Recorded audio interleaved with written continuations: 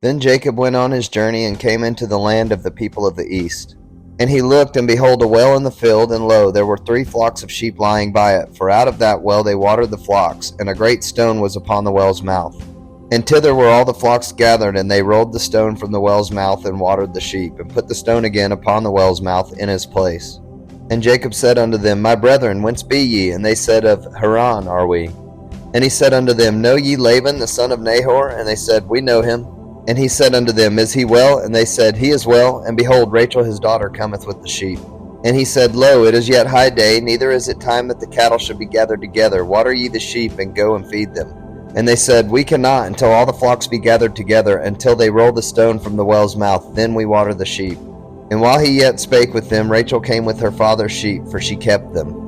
And it came to pass, when Jacob saw Rachel the daughter of Laban his mother's brother, and the sheep of Laban his mother's brother, that Jacob went near, and rolled the stone from the well's mouth, and watered the flock of Laban his mother's brother. And Jacob kissed Rachel, and lifted up his voice, and wept. And Jacob told Rachel that he was her father's brother, and that he was Rebekah's son, and she ran and told her father. And it came to pass, when Laban heard the tiding of Jacob his sister's son, that he ran to meet him, and embraced him, and kissed him, and brought him to his house. And he told Laban all these things. And Laban said to him, Surely thou art my bone and my flesh. And he abode with him the space of a month. And Laban said unto Jacob, Because thou art my brother, shouldest thou therefore serve me not? Tell me, what shall thy wages be? And Laban had 2 daughters. The name of the elder was Leah, and the name of the younger was Rachel. Leah was tender-eyed, but Rachel was beautiful and well-favored. And Jacob loved Rachel, and said, I will serve thee 7 years for Rachel thy younger daughter. And Laban said, It is better that I give her to thee, than that I should give her to another man. Abide with me. And Jacob served 7 years for Rachel, and they seemed unto him but a few days, for the love he had to her. And Jacob said unto Laban, Give me my wife, for my days are fulfilled, that I may go in unto her. And Laban gathered together all the men of the place, and made a feast. And it came to pass in the evening, that he took Leah his daughter, and brought her to him, and he went in unto her. And Laban gave unto his daughter Leah Zilpah his maid for an handmaid. And it came to pass that in the morning, behold, it was Leah. And he said to Laban, What is this thou hast done unto me? Did not I serve with thee for Rachel? Wherefore then hast thou beguiled me? And Laban said, It must not be so done in our country, to give the younger before the firstborn.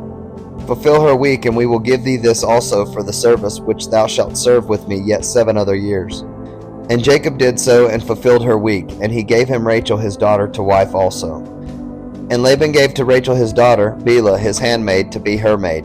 And he went in also unto Rachel, and he loved also Rachel more than Leah, and served with him yet 7 other years.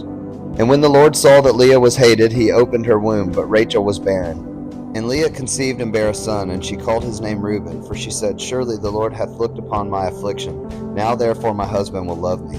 And she conceived again and bare a son, and said, Because the Lord hath heard that I was hated, he hath therefore given me this son also. And she called his name Simeon.